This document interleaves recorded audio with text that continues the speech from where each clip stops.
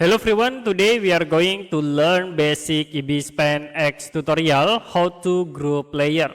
So for example, I will create new layer and I will draw simple objects in this layer. I will create again for the third layer and you can create in here.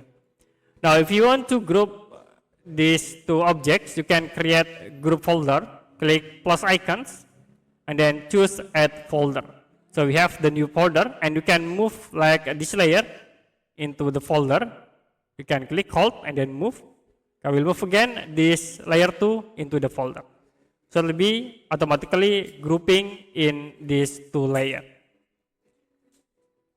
Okay, that's it for basic Ibis Pen X tutorial, how to group layers.